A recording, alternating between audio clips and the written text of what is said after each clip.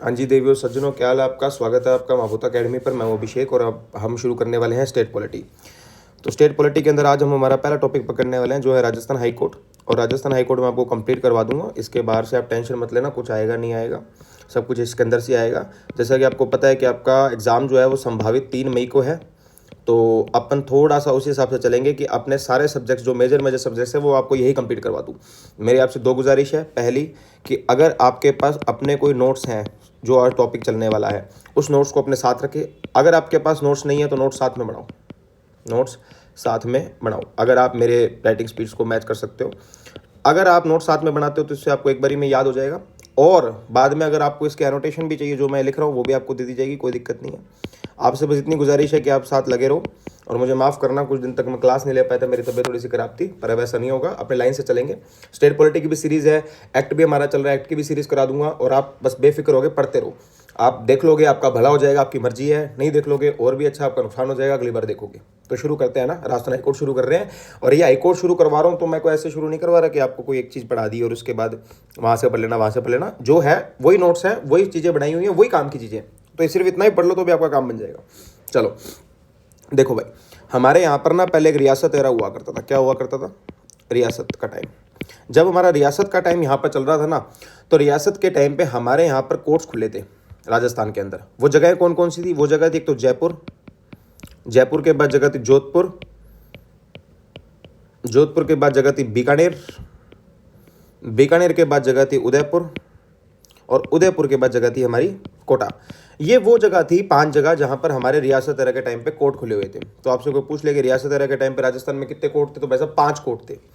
दूसरा इंपॉर्टेंट, वो रियासत एरा के टाइम पे जब हमारे यहाँ 5 जगहों पे कोर्ट खुले हुए थे, जयपुर, जोधपुर, बीकानेर, उदयपुर और कोटा, उस टाइम पे हमारे यहाँ पर टोटल जो जजेस हुआ करते थे वो 20 जजेस हुआ करते थे।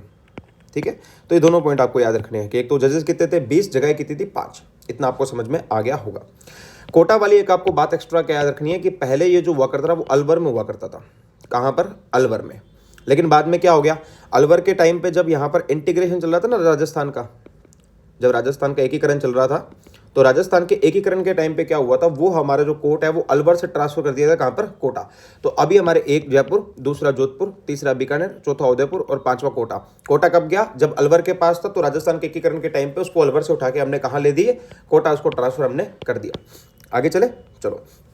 अब आपको ये पता होगा, जब अपने राजस्थान हिस्ट्री पढ़ते हैं या फिर अपने राजस्थान के एकीकरण पढ़ते हैं, तो यहाँ पर एक बी आर पाटिल कमेटी आई थी। कौन सी कमेटी? B R Patil committee. तो ये बी आर पाटिल कमेटी का क्या कहना था? पहले तो आई कब थी वो याद रखना आप, 27 मार्च 1949 को। कब आई थी? 27 मार्च 1949 को हमारी बी आर पटेल कमेटी आई थी। इस बी आर पटेल कमेटी की रिकमेंडेशन आई। देखो इन्होंने क्या बोला, इन्होंने एक बात बोली कि आपके कोर्ट यहाँ पर है, जो कि जयपुर, जोधपुर, बीकानेर, उदयपुर, कोटा, लेकिन इसकी प्रिंसिपल सीट कहाँ पर होनी चाहिए भाई? मुख्य पीठ इसकी कहाँ पर होनी चाहिए? तो बी आर पटेल की रिकमेंडेशन में बोला कि मुख्य पीठ जो हमारी होनी चाहिए वो जोधपुर में होनी चाहिए। क्या थी रिकमेंडेशन? कि प्रिंसिपल सीट जो है हमारी हाई कोर्ट की वो कहाँ होनी चाहिए? जोधपुर होनी चाहिए। कहाँ होनी चाहिए? जोधपुर में होनी चाहिए। तो आपको इतनी बात पता होगी कि प्रिंसिपल सीट कहाँ ट्रांसफर करने की बात कर दी? जोधपुर में। किसने कर दी? बी आर पटेल ने, जो कि आई कब थी? 27 मार्च 1949 को। ये दोनों बातें आपको समझ में आ गई होगी। इसी बी आर पटेल कमेटी ने दूसरी रिकमेंडेशन ये बोली कि राज्य की कैपिटल जो होनी चाहिए, वैसे तो इधर आपके काम की नहीं है ये, पर बी आर पटेल की रिकमेंडेशन ये तो मैं बता देता हूँ कि राज्य की कैपिटल जयपुर में होनी चाहिए, जयपुर में होनी चाहिए। तो आपको क्या बात समझ में आ गई? पहली बात तो आपको यह समझ में आ गई कि जो हमारी बी आर पटेल की कमेटी की रिकमेंडेशन में प्रिंसिपल सीट जो हमारा कोर्ट हुआ करता था उसकी कहाँ भेज दी हमने, और उसके बाद स्टेट की कैपिटल हमने कहाँ बना दी? जोधपुर। इतनी बात आपको समझ में आ गई। अब बी आर पटेल में एक और क्वेश्चन ये पूछ लिया जाता है कि बी आर पटेल में +2 मेंबर और थे। बी आर पटेल कमेटी क्यों कहते हैं? क्योंकि इस कमेटी के अध्यक्ष तो बी आर पटेल थे। मेंबर और कौन कौन से थे? एक तो थे हमारे एसपी सिन्हा, एसपी सिन्हा, और दूसरे और कौन थे? टीसी पुरी। तो B R Patel, SP Sinha, TC Puri committee की रिकमेंडेशन आती है 27 मार्च 1949 को, जिन्होंने बोला कि प्रिंसिपल सीट कहाँ ले जाएंगे हम? जोधपुर। और राज्य की कैपिटल किसको बना देंगे? जयपुर को। इतनी बात आपको समझ में आ गई होगी। चलो भाई, अब उसके बाद क्या होता है? देखो, जो हमारा राजस्थान हाईकोर्ट है ना, उसका एक ऑर्डिनेंस आता होता है। पहले तो आता कब है? 21 जून 1949 को, 1949 को। तो 21 जून 1949 को हमारा एक ऑर्डिनेंस आता है। ऑर्डिनेंस समझते हो आप? अध्यादेश। ऑर्डिनेंस किसका? हाई कोर्ट का। तो इस हाईकोर्ट के ऑर्डिनेंस में कुछ मुख्य फैसले लिए गए। उस हाईकोर्ट में ऑर्डिनेंस में मुख्य फैसला ये लिया गया कि अब हमें राजस्थान का पूरा एक हाईकोर्ट एस्टेब्लिश करना है। ठीक है, राजस्थान का एक हाईकोर्ट एस्टेब्लिश करना है। ठीक है, सब कर देते हैं। तो सबसे पहला क्वेश्चन तो आपको यही पूछा जाएगा कि राजस्थान में हाईकोर्ट एस्टेब्लिश करने का जो ऑर्डिनेंस था वो ऑर्डिनेंस किसका था और वो कब आया था। तो आपको पता होना चाहिए ऑर्डिनेंस राजस्थान हाईकोर्ट ऑर्डिनेंस था जो कि 1949 में 21 जून को आया था। ठीक है, और इसी के अंदर ही अगर आपको और डीप में चला जाए तो पूछ लेगा भैया इसके सेक्शन जो था वो सेक्शन था अंडर सेक्शन 10 का क्लोज 1, जिसमें वही बात बोली थी जो बी आर पटेल कमेटी ने बोली थी कि प्रिंसिपल सीट कहाँ रहेगी, बताओ भाई जल्दी। तो साहब प्रिंसिपल सीट रहेगी आपकी जोधपुर में। कहाँ पर रहेगी, जोधपुर में। बस इतनी बात आपको ध्यान में रखनी है। ये दो बार कंफर्म होगी बात। पहली बार तो यहाँ कंफर्म होगी अंडर सेक्शन 10 ऑफ सबसेक्शन 1 जो कि राजस्थान हाईकोर्ट का ऑर्डिनेंस था जो कि 21 जून 1949 को आया था। उससे पहले बी आर पटेल कमेटी जो कि 27 मार्च 1949 आई थी, दोनों में एक बात बोल दी थी कि प्रिंसिपल सीट कहाँ जाएगी हमारी, बोलो, जोधपुर के अंदर जाएगी। अब आपको इतना तो पता चल गया, डिसीजन लिया अभी तो बनाने का, बनाया अभी तक नहीं है। तो सब बनाएंगे कब, अभी बनाएंगे जी। तो बनाने से पहले आपको पता है कि नोटिफिकेशन देना पड़ता है। बिल्कुल साहब, तो नोटिफिकेशन आ गया था। अब आपसे कोई पूछ ले किस चीज़ का नोटिफिकेशन आया था, राजस्थान हाई कोर्ट को एस्टेब्लिश करने का, एस्टेब्लिश करने का। तो राजस्थान हाई कोर्ट को एस्टेब्लिश करने का नोटिफिकेशन कब आया था, तो भाई साहब 25 अगस्त 1949 में। तो आप अगर आपसे कोई पूछ ले कि राजस्थान हाई कोर्ट को एस्टेब्लिश करने का नोटिफिकेशन कब आया, तो 25 अगस्त 1949 में। अब नोटिफिकेशन के बाद अगला काम रह जाता है उसका एस्टेब्लिशमेंट करना। तो राजस्थान हाई कोर्ट को 29 अगस्त 1949 को एस्टेब्लिश कर दिया गया। 29 अगस्त 1949 को एस्टेब्लिश कर दिया गया। इतनी बात आपको समझ में आनी चाहिए। ठीक है, यहां तक आपको कोई समस्या नहीं आएगी। ठीक है, एक सेकंड रुकना ना।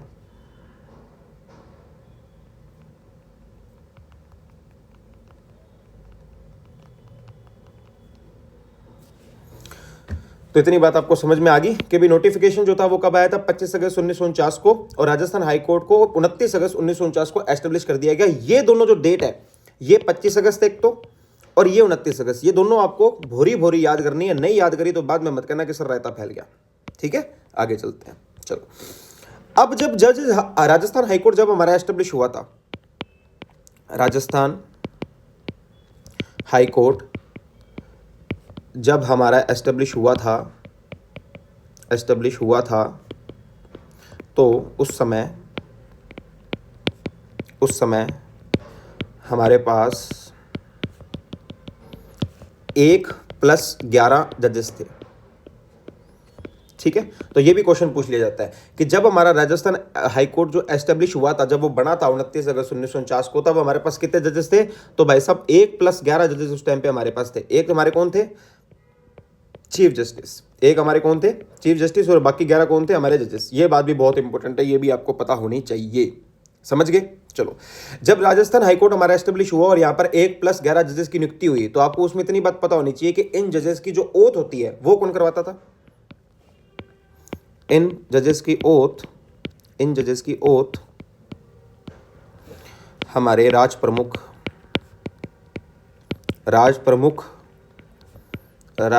के द्वारा दिलाई गई थी। ठीक है, कि 29 अगस्त 1949 को हमारा हाईकोर्ट का एस्टेब्लिशमेंट हुआ, जब हमारे यहाँ पर 1+11 जजेस थे और इन जजेस की ओथ जो थी, शपथ जो थी, वो हमारे राज प्रमुख के द्वारा दिलाई गई थी। और उस टाइम पे हमारे राज प्रमुख कौन थे, स्वाई मान सिंह सेकंड। ये भी बहुत इंपॉर्टेंट फैक्ट है। ठीक है, अब मुझे नहीं लगता आपको यहां पर किसी प्रकार की कोई दिक्कत होगी। आगे चले, जो एक हमारे चीफ जस्टिस थे वो कौन थे, बताओ भाई। 11 के बारे में अपने को पता होना जरूरी है, ये नहीं पता हो तो काम खराब हो जाएगा। तो एक जो हमारे चीफ जस्टिस हुआ करते थे उनका नाम था जस्टिस कमलकांत वर्मा। जस्टिस कमलकांत वर्मा कौन थे, जस्टिस कमलकांत वर्मा। ये जस्टिस कमलकांत वर्मा जो है वो पहले हमारे मुख्य न्यायाधीश रह चुके हैं उदयपुर के, इलाहाबाद के। ये फैक्ट आपके काम करनी है, वैसे बता दिया मैंने आपको। इतना जरूर पता है कि जब हमारा राजस्थान हाईकोर्ट एस्टेब्लिश हुआ उस टाइम पे हमारे जो मुख्य न्यायाधीश बनाए गए थे वो कौन थे, जस्टिस कमलकांत वर्मा। चलो, अब 11 अलग जजेस की बात करते हैं। जो 1+11 थे ना हमारे, ये वाले देखो, इनकी बात करते हैं। 11 अदर जजेस की। कौन कौन से जज थे, कहाँ से थे, ये भी फैक्ट बहुत इंपॉर्टेंट आपसे पूछ लिया जाता है, और अगर आप याद रखोगे तो आपके काम की बात हो जाएगी। चलो जी, इसमें से पहले जो नंबर के आए थे वो आए थे हमारे जोधपुर से। अब हमें ये याद रखना है कि कौन सी जगह से कौन कौन से हमारे जजेस आए थे। जोधपुर से पहले हमारे आए थे जस्टिस नवल किशोर जी। कौन आए थे? जस्टिस नवल किशोर। ठीक है, तो जोधपुर से एक तो हमारे जस्टिस नवल किशोर हो गए, दूसरे कौन से हो गए? तो दूसरे हो गए हमारे जस्टिस अमर सिंह जसोल। जस्टिस अमर सिंह जसोल। तो जस्टिस अमर सिंह जसोल और जस्टिस हमारे नवल किशोर जी, दोनों हमारे कहां से आए थे? दोनों के दोनों हमारे जोधपुर से आए थे। इतनी बात आपको पता होनी चाहिए। तो मैंने अब तक आपको यह बताया कि राजस्थान हाईकोर्ट का एस्टेब्लिशमेंट 29 अगस्त 1949 को हो गया। जब एस्टेब्लिशमेंट हुआ हमारे यहाँ पर 1+11 जजेस थे, जिनको ओथ दिलाई थी हमारे राजप्रभु स्वामी मान सिंह सेकंड ने। उस टाइम पे हमारे चीफ जस्टिस हुआ करते थे कौन? जस्टिस कमलकांत वर्मा। और जोधपुर से हमारे उस टाइम पे कौन थे? जस्टिस नवल किशोर जी, जस्टिस अमर सिंह जसोल जी। इतनी बात आपको पता होनी चाहिए। आगे चलते हैं। फिर हमारे उदयपुर से कौन से जजेस आए थे 11 में से, वो भी हमें पता होना चाहिए। तो भाई साहब उदयपुर की बात करते हैं। तो उदयपुर से आए थे हमारे पहले जस्टिस जवान सिंह रणावत। जस्टिस जवान सिंह रणावत, ये भाई साहब हमारे कहां से आए थे? उदयपुर से। और दूसरे उदयपुर से कौन से आए? तो जस्टिस शार्दुल सिंह मेहता। शार्दुल सिंह मेहता, इतनी बात भी आपको पता होनी चाहिए। तो जस्टिस जवान सिंह रणावत और जस्टिस शार्दुल सिंह मेहता दोनों ऐसे जजेस थे जो हमारे उदयपुर से आए थे। अब बात करते हैं भाई साहब जयपुर से कौन थे हमारे? तो जयपुर से हमारे थे जस्टिस इब्राहिम और justice KL. Bapna. Justice Ibrahim और जस्टिस के.एल. बापना, ये भी आपको बात पता होनी चाहिए। उसके बाद हमारे बूंदी से कौन थे? बूंदी से भी हमें पता होनी चाहिए। तो बूंदी से थे भाई साहब हमारे कौन? दुर्गा शंकर दवे। कौन थे? जस्टिस दुर्गा शंकर दवे। ठीक है, आगे चलते हैं। फिर आपको यह भी पता होना चाहिए कोटा से हमारे कौन थे? तो कोटा से हमारे थे खेमचंद गुप्ता जी। कौन थे? जस्टिस खेमचंद गुप्ता, इतना भी आपको पता होना चाहिए। अब बीकानेर से जस्टिस त्रिलोचन दत्त। जस्टिस त्रिलोचन दत्त। ठीक है, अलवर से, अलवर का भी हमें पता होना चाहिए। तो ये हमें 11 पूरे करने, कुल मिला के 11 जो थे। ठीक है, तो ये थे हमारे आनंद नारायण कोल। जस्टिस आनंद नारायण कोल। ठीक है, और लास्ट में हमारे भरतपुर से कौन थे? के शर्मा जी। भरतपुर से हमारे कौन थे? जस्टिस के शर्मा। जस्टिस के शर्मा। चलो भाई, तो दोबारा बताता हूं एक बार। 29 अगस्त 1949 को राजस्थान हाईकोर्ट का एस्टेब्लिशमेंट हो गया। जब हुआ तब हमारे यहाँ पर 1+11 जजेस थे। एक हमारे मुख्य न्यायाधीश थे जस्टिस कमलकांत वर्मा जी, और 11 अलग अलग हमारे जजेस थे। ओथ दिलाई थी इनको राज प्रमुख ने। जोधपुर से थे हमारे जस्टिस नवल किशोर जी और साथ में अमर सिंह जसोल जी। उसके बाद उदयपुर से कौन थे? हमारे जवान सिंह रणावत और शार्दुल सिंह मेहता। जयपुर से कौन थे? इब्राहिम और के.एल. बापना। बूंदी से दुर्गा शंकर दवे। कोटा से खेमचंद गुप्ता। बीकानेर से त्रिलोचन दत्त। अलवर से आनंद कुमार कौल और के शर्मा हमारे भरतपुर से। इतनी सारी बातें आपको पता होनी चाहिए। चलो आगे चलते हैं। अब हमारा हाईकोर्ट का एस्टेब्लिशमेंट तो हो गया, अब आगे क्या होता है वो देखते हैं। चलो अब हमारे यहां पर एक ऑर्डर आता है 8 मई 1950 को। कब आता है? 8 मई 1950 को। क्या ऑर्डर आता है भैया? 8 मई 1950 को यह ऑर्डर निकाला जाता है कि जब हमारी बेंचेस हमने खोली थी जयपुर, जोधपुर, उदयपुर, बीकानेर और कोटा के अंदर, उनमें से हमारी उदयपुर की, बीकानेर की और कोटा की, कौन सी? उदयपुर, बीकानेर और कोटा, इन तीनों ब्रांचेस को रद्द करो और जयपुर ब्रांच को कंटिन्यूटी में चलने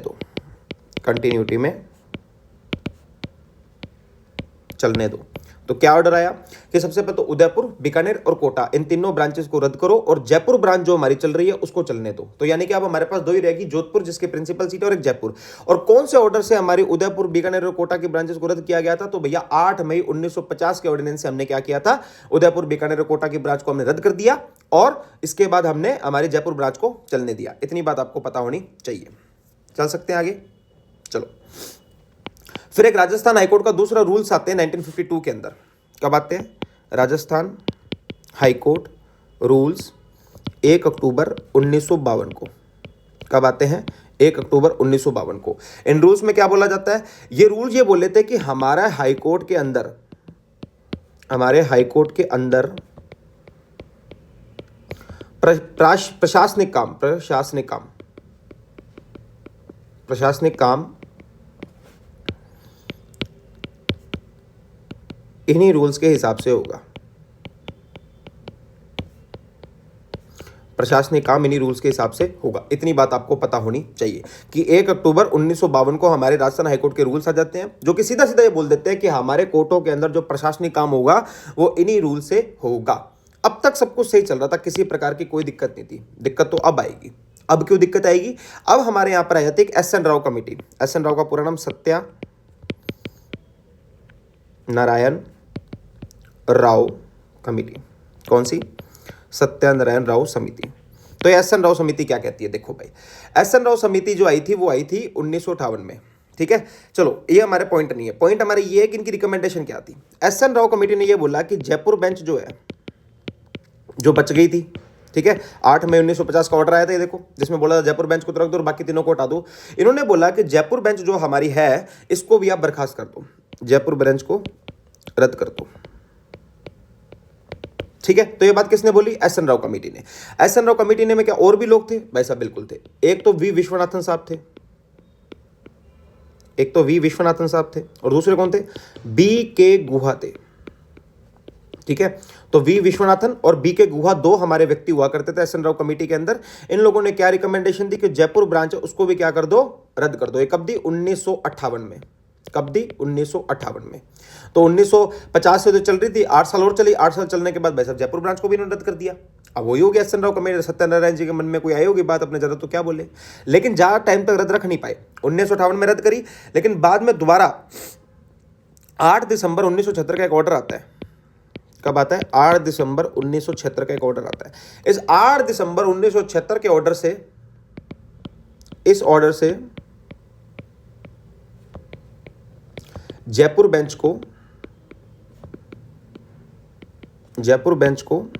वापस एस्टेब्लिश कर दिया गया। वापस एस्टेब्लिश कर दिया गया। ठीक है, तो जयपुर बेंच को वापस कब एस्टेब्लिश कर दिया गया? 8 दिसंबर 1976 के ऑर्डर से जयपुर बेंच को वापस एस्टेब्लिश कर दिया गया। और इससे पहले एस.एन. राव कमेटी ने 1958 में बोलते थे रद्द करो, यानी 58 से लेकर 76 तक जयपुर बेंच हमारी रद्द रही थी। इतनी बात आपको पता होनी चाहिए, यहां तक आपको कोई दिक्कत नहीं आएगी। और ये ऑर्डर किसका था? ऑर्डर ऑफ प्रेसिडेंट, राष्ट्रपति का आदेश था ये। ठीक है, तो ऑर्डर ऑफ प्रेसिडेंट था। ऑर्डर ऑफ प्रेसिडेंट के तहत हमने क्या कर दिया कि हमारे जयपुर बेंच को आप क्या कर दोगे?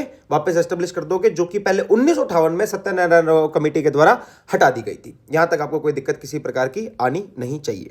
इसमें आपको 2-3 बातें और पता होनी चाहिए इसी फैक्ट में। पहली कि जब मैंने राष्ट्रपति बोल दिया कि राष्ट्रपति के ऑर्डर से जयपुर बेंच को वापस एस्टेब्लिश किया गया था, तो हमारे उस टाइम पे राष्ट्रपति थे कौन, ये भी आपको पता होना चाहिए। ठीक है, तो हमारे उस टाइम पे राष्ट्रपति थे फखरुद्दीन जी, प्रेसिडेंट थे फखरुद्दीन जी। उस टाइम पे हमारे गवर्नर कौन थे राजस्थान के, जब ये वापस एस्टेब्लिश हुई थी? तो वो थे हमारे सरदार जोगेंद्र सिंह जी। कौन थे? सरदार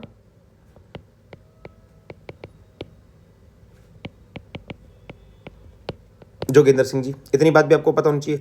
उस टाइम पे हमारे चीफ जस्टिस कौन थे? तो वो भी आपको पता होना चाहिए, वो थे वेदपाल त्यागी जी। कौन थे? वेदपाल त्यागी जी। इतनी बात भी आपको पता होनी चाहिए। ये सारी बातें आपको बेसिकली दिमाग में रखनी ही रखनी है। ठीक है, इतनी बात आपको समझ में आ गई होगी। अब इन्होंने ऑर्डर निकाल दिया 8 दिसंबर 1976 को, और बेंच खुल कब गई थी जयपुर बेंच? तो जयपुर बेंच कंटिन्यूस में खुल गई थी भाई साहब 31 जनवरी 1977 को। 1977 को जयपुर बेंच वापस स्टार्ट हो गई थी। जयपुर बेंच वापस स्टार्ट हो गई थी। इतनी बात भी आपको पता होनी चाहिए। आगे चल सकते हैं क्या आपने? चलो भाई आगे चलते हैं। इतनी बात आपको समझ में आ गई होगी कि सबसे पहले एस एन राव कमेटी आई 1958 में, बोला कि जयपुर बेंच को क्या करो, रद्द करो। फिर 8 दिसंबर 1970 को राष्ट्रपति फखरुद्दीन जी एक ऑर्डर निकालते हैं। सरदार जोगिंदर सिंह जी उस टाइम पे हमारे गवर्नर हुआ करते थे, वेदपाल त्यागी हमारे उस टाइम पे मुख्य न्यायाधीश हुआ करते थे। ऑर्डर निकाला, नहीं भाई जयपुर बेंच को वापस स्टार्ट करो। और खुल कब गई थी? 31 जनवरी 1977 को वापस से खुल गई थी। आगे चल सकते हैं, चलो आओ आगे चलते हैं। आपको आगे ये होता है कि हमारा जो राजस्थान हाईकोर्ट है, अब आपको पता है जयपुर में भी है, जोधपुर में भी है। जो राजस्थान हाईकोर्ट के मुख्य न्यायाधीश होते हैं, जो कि हमारे चीफ जस्टिस होते हैं, उनके पास पावर होती है कि वो मुकदमे को जयपुर से भी सुन सकते हैं, जोधपुर बेंच के अंदर भी सुन सकते हैं। इतनी बात आपको पता होनी चाहिए कि भी जैसे हमारा एक तो बेंच है जयपुर के अंदर, ठीक है, इसमें कोई केस चल रहा है, इस केस को वो जोधपुर बेंच में भी सुन सकते हैं, जोधपुर बेंच में भी सुन सकते हैं। इस केस को वो जोधपुर बेंच में भी सुन सकते हैं, कोई बड़ी बात नहीं है। जोधपुर बेंच में भी वो चाहे तो सुन सकते हैं, लेकिन ये पावर उनको कहां से मिली? ये मिली 1976 के ऑर्डर से। तो आपको इतना पता होना चाहिए, बाय द ऑर्डर ऑफ 1976 के ऑर्डर से मुख्य न्यायाधीश जो राजस्थान के हैं वो जयपुर बेंच के किसी मुकदमे को जोधपुर बेंच में भी सुन सकते हैं, उनके ऊपर कोई बाध्यता नहीं है। ठीक है, आजकल पेपर में क्वेश्चन बहुत प्रेवलेंट चलता है। क्या क्वेश्चन? कि सबसे पहले जब हमारा 1949 में स्थापना हुई, हमारी 29 अगस्त 1949 में राजस्थान हाईकोर्ट की, तब हमारे पास कितने जजेस थे? 11, बता चुका हूं आपको। ठीक है, उसके बाद हमारा आता है 1956। क्या आता है? 1956। 1956 में हमारे कितने जजेस रह गए? 1956 में हमारे सिर्फ 6 जजेस रह गए भाई। ठीक है, 2015 से जो आज का स्ट्रक्चर चलता है वो 2015 से हुआ, जिसके अंदर हमारे टोटल जजेस 1 + 49 हो गए। तो आपको जो दो बातें काम की याद रखनी है, वो एक तो याद रखनी 1949 में कितने थे, और हमारे जो आज का स्ट्रक्चर है जो कि 1949 जो आज का स्ट्रक्चर है जो कि हमारा 1 + 49 जजेस का है, वो कब से है? 2015 से है। ठीक है, और आज हमारे कितने जजेस हैं? आज है हमारे टुडे 1 + 31। मैं आपसे एक दुर्गास करूंगा, इस डाटा को रिव्यू कर लेना, क्योंकि ये पुराना डेटा है और मैंने रिव्यू किया ना, तो I am so sorry for that, पर आप इस डेटा को रिव्यू कर लेना। आज के टाइम पे कितने जजेस है वो आपको देखना है राजस्थान हाईकोर्ट के अंदर। ठीक है, चल सकते हैं। चलो, एक फैक्ट हो रहा है काम का, ये भी आपको ध्यान में होना चाहिए। अब तक राजस्थान हाईकोर्ट में 13 फीमेल जजेस रही हैं। 13 फीमेल जजेस रही हैं। अब तक राजस्थान हाईकोर्ट में 13 फीमेल जजेस रही हैं, इतनी बात आपको पता होनी चाहिए। ठीक है, चलो भाई, अभी हमारे राजस्थान में कौन कौन सी फीमेल जजेस है ये भी आपको पता होना चाहिए। इसके हेडिंग डाल देते हैं।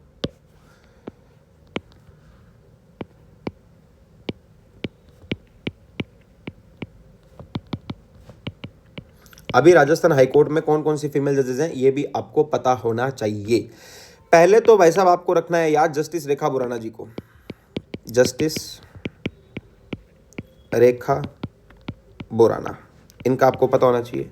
दूसरा आपको पता है जस्टिस सुबा मेहता, जस्टिस सुबा मेहता। तीसरी है justice doctor Nupur Bhati, justice doctor Nupur Bhati. ये 3 बातें आपको पता होनी चाहिए। तो एक तो जस्टिस हमारी कौन सी है? रेखा बुराना जी हैं, एक हमारी शुभा मेहता जी हैं, और एक हमारे नुपुर भाटी जी हैं। ये तीनों अभी हमारे करंट राजस्थान हाईकोर्ट के अंदर फीमेल जजेस हैं। ठीक है, रेखा बुराना जी के बारे में एक फैक्ट एक्स्ट्रा याद रखना है कि ये हमारे राजस्थान बार एसोसिएशन की पहली फीमेल जज है। ठीक है, राजस्थान बार एसोसिएशन की पहली फीमेल जज, राजस्थान बार एसोसिएशन की पहली फीमेल जज। तो राजस्थान बार एसोसिएशन की पहली फीमेल जज कौन है? हमारी जस्टिस रेखा बुराना जी। इतनी बात भी आपको पता होनी चाहिए। ठीक है, चलो भाई आगे चलते हैं।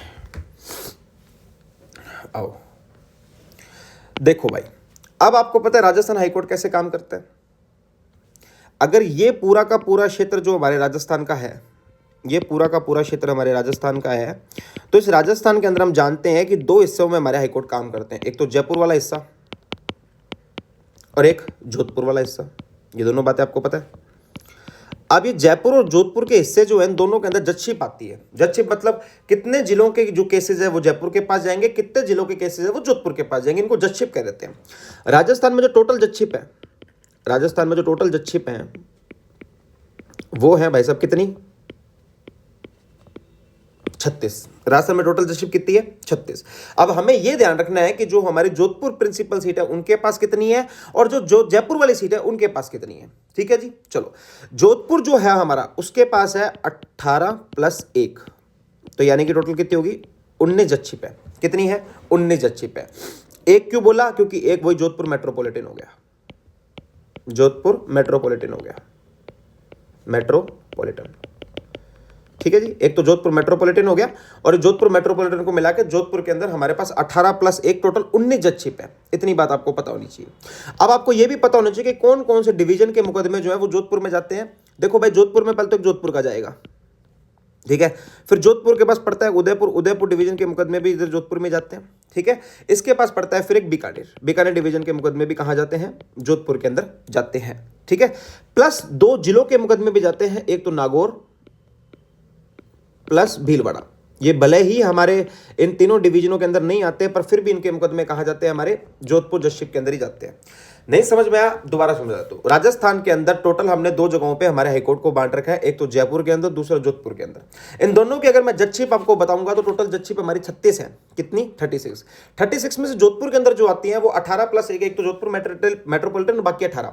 डिवीजन कौन कौन से आते हैं, तो जोधपुर का खुद का डिवीजन आता है जोधपुर, एक बाजू में लगता है उदयपुर, एक ऊपर वाला बीकानेर। 2 ऐसे जिले हैं जिनकी जजशिप भी जोधपुर के अंदर आती है, नागौर प्लस भीलवाड़ा। अब सेम ही ऐसे हमें याद रखना है कि जयपुर के अंदर कौन कौन से हैं। तो जब भैया 36 में से 19 जाएंगे तो कितने बचेंगे, 17। तो 15 + 2 जजशिप हमारी कहां आती हैं, जयपुर के अंदर। 2 कौन कौन सी हैं, Jaipur metro 1, Jaipur metro 2, Jaipur metro 1 and Jaipur metro 2, ये 2 हो गई। जोधपुर में एक ही मेट्रो है तो वहां पर एक ही है, 2 तो ये होगी। अब कौन कौन से डिवीजन आते हैं, बचे हुए सारे आते हैं। पहला तो एक तो भाई जयपुर ही आ जाएगा, जयपुर डिवीजन आ जाएगा। जयपुर डिवीजन के साथ कौन सा आ जाएगा, कोटा डिवीजन आ जाएगा। कोटा डिवीजन के साथ कौन सा आ जाएगा, भरतपुर डिवीजन आ जाएगा, है ना, भरतपुर डिवीजन आ जाएगा। प्लस जिले कौन कौन से आते हैं, तो अजमेर और टोंक, अजमेर प्लस टोंक। तो ये कुल मिला के मोटी मोटी बात होती है जजशिप की, कि टोटल जजशिप हमारी 36 है, उसमें से जोधपुर के पास 18 + 1 है, एक जोधपुर मेट्रोपॉलिटन है, जोधपुर उदयपुर बीकानेर डिवीजन, नागौर प्लस भीलवाड़ा, उसके अंदर जिले आते हैं। जयपुर के अंदर 15 + 2 है, Jaipur metropolitan 1, Jaipur metropolitan 2, plus उसके अंदर हमारे जयपुर के साथ साथ कौन सा डिवीजन आएगा, कोटा आएगा, कोटा के साथ साथ भरतपुर आएगा, प्लस अजमेर और टोंक 2 ऐसे जिले हैं जो कि हमारे जयपुर जजशिप के अंदर आते हैं। तो ये होता है हमारा जजशिप का काम। अब हमारे यहाँ पर क्या चक्कर है, 2 ऐसे डिस्ट्रिक्ट कोर्ट है जो अपने डिस्ट्रिक्ट हेडक्वार्टर में नहीं है। ठीक है, 2 डिस्ट्रिक्ट कोर्ट ऐसे हैं, 2 डिस्ट्रिक्ट कोर्ट ऐसे हैं जो हमारे डिस्ट्रिक्ट हेडक्वार्टर्स में नहीं है, डिस्ट्रिक्ट हेडक्वार्टर्स में नहीं है, हेडक्वार्टर्स में नहीं है। कौन कौन से हैं, पहला तो है भाई साहब नागौर। तो नागौर का जिला हेडक्वार्टर तो नागौर ही है, लेकिन इसका डिस्ट्रिक्ट हेडक्वार्टर, डिस्ट्रिक्ट कोर्ट जो है वो भाई साहब मेड़ता के अंदर पड़ता है। कहाँ पड़ता है, मेड़ता के अंदर। ठीक है, दूसरा कौन सा आता है, दूसरा आता है भाई साहब हमारा बाड़मेर। अब बाड़मेर का जिला हेडक्वार्टर तो बाड़मेर ही, लेकिन बाड़मेर का जो कोर्ट पड़ता है वो कहाँ पड़ता है, बालोतरा के अंदर पड़ता है। कहाँ पड़ता है, बालोतरा के अंदर। ये भी आपको फैक्ट पता होना चाहिए, आप ही के काम के हैं भाई साहब। ठीक है जी, इतनी बात आपको समझ में आ गई होगी, पक्की बात। चल सकते हैं आगे, चलिए अब बात करते हैं थोड़ी सी जजेस ऑफ सुप्रीम कोर्ट जो राजस्थान हाई कोर्ट से है। ठीक है, आज के टाइम पे जो हमारे राजस्थान, जो देश का सर्वोच्च न्यायालय सुप्रीम कोर्ट है, उसके अंदर राजस्थान से कितने हाई कोर्ट से जजेस गए हैं। जो पहले राजस्थान हाई कोर्ट के जज रहे, उसके बाद सुप्रीम कोर्ट के जज बन गए, तो वो भी आपको पता होना चाहिए। राजस्थान हाई कोर्ट से सुप्रीम कोर्ट में कितने जजेस गए हैं, कितने जजेस गए हैं, इतनी बात आपको पता होनी चाहिए। कहाँ से, राजस्थान हाई कोर्ट से कहाँ पर सुप्रीम कोर्ट के अंदर कितने जजेस गए हैं। ठीक है, इसमें से पहला और मोस्ट इंपोर्टेंट नाम तो आता है जस्टिस अजय रस्तोगी जी। कौन है, जस्टिस अजय रस्तोगी। जस्टिस अजय रस्तोगी साहब पहले तो हमारे राजस्थान हाई कोर्ट के जज रहे थे, उसके बाद सुप्रीम कोर्ट में चले गए थे। दूसरे कौन है भाई साहब, तो दूसरे हमारे जस्टिस दिनेश महेश्वरी जी, जस्टिस दिनेश महेश्वरी जी, ठीक है जी। और तीसरे हमारे कौन है? तो तीसरे हैं हमारे जस्टिस बेला एम त्रिवेदी, जस्टिस बेला एम त्रिवेदी। तो जस्टिस बेला एम त्रिवेदी, जस्टिस अजय रस्तोगी और जस्टिस दिनेश महेश्वरी, ये तीनों वो लोग हैं जो पहले राजस्थान हाई कोर्ट में थे, बाद में कहां चले गए? सुप्रीम कोर्ट के अंदर चले गए। कौन कौन से? अजय रस्तोगी जी और दिनेश महेश्वरी जी और बेला एम त्रिवेदी। बेला एम त्रिवेदी के बारे में आपको याद रखना है कि दूसरी फीमेल जज है, ठीक है, सेकंड फीमेल जज हैं जो राजस्थान हाई कोर्ट से सुप्रीम कोर्ट में गई हैं। दूसरी फीमेल जज हैं जो राजस्थान हाई कोर्ट से सुप्रीम कोर्ट में गई हैं। तो ये आपके मन में पहला सवाल उमड़ रहा होगा कि पहली फीमेल जज कौन सी थी? तो पहली फीमेल जज जो राजस्थान हाई कोर्ट से सुप्रीम कोर्ट गई, उनका नाम था जस्टिस ज्ञान सुधा मिश्रा, ठीक है। तो ये तीन वो जजेस हैं जो अभी राजस्थान हाई कोर्ट से सुप्रीम कोर्ट में काम कर रहे हैं, अजय रस्तोगी, दिनेश महेश्वरी, बेला एम त्रिवेदी राजस्थान की दूसरी फीमेल जज है जो राजस्थान हाई कोर्ट से सुप्रीम कोर्ट गई। तो पहली फीमेल जज हमारी कौन सी थी? वो थी जस्टिस ज्ञान सुधा मिश्रा जी, जो कि हमारे राजस्थान हाई कोर्ट से सुप्रीम कोर्ट गई। बहुत बहुत आपका जोड़ के धन्यवाद, आप इतने समय तक लगे रहे। और ये पूरा लेक्चर, ये आप इसको ऐसे मत समझना लेक्चर नहीं है, पूरा लेक्चर और एकदम काम की चीज है, आपके इससे बाहर कुछ नहीं जाएगा। डोंट वरी, बेफिक्र होकर पेपर देगा ना धड़ल्ले से, ठीक है। Okay, thank you very much, tata bye.